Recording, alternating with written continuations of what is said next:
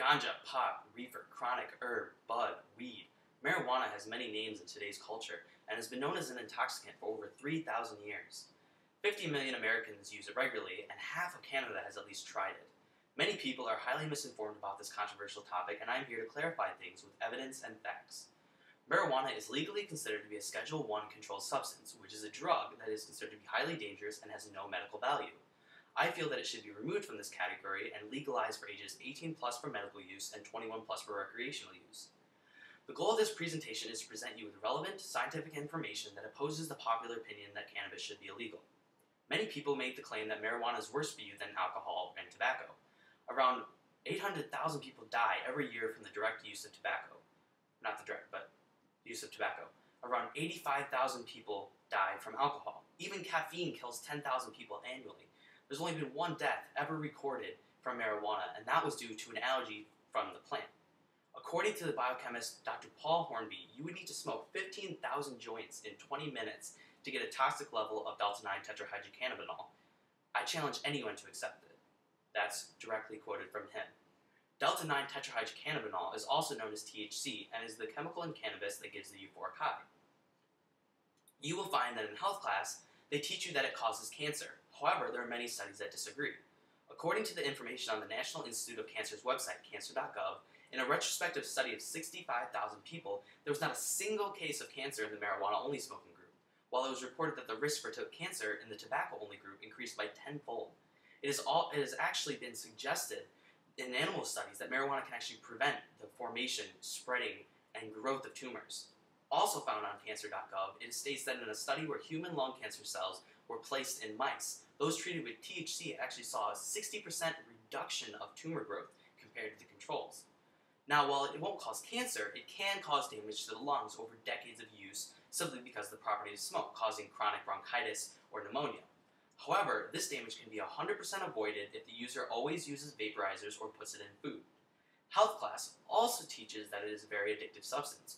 Well, according to Dr. Lester Grinspoon, a Harvard medical professor, cannabis has been rated as less addicting than caffeine, with the lowest addictive rating on the scale, with a caffeine being a 5 and a marijuana being a 6.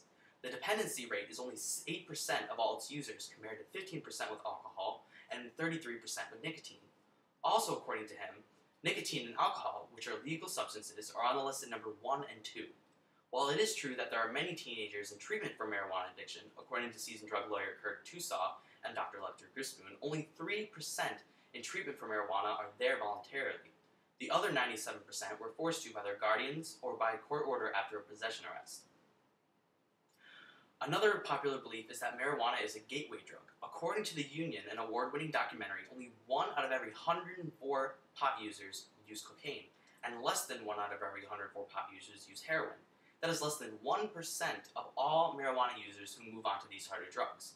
The only gateway effect that is caused is due to prohibition. If marijuana was only available from government-regulated facilities, this would remove the exposure to harder drugs sold by the drug dealers, who are the only current means of obtaining pot.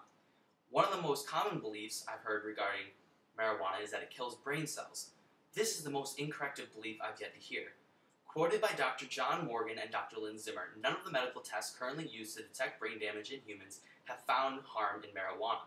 The only study that's ever suggested that pot kills brain cells was proven to be inconclusive, with the discovery that test subjects actually died from asphyxiation caused by attaching a gas mask to their face and inhaling marijuana smoke for 5 minutes, but without additional oxygen.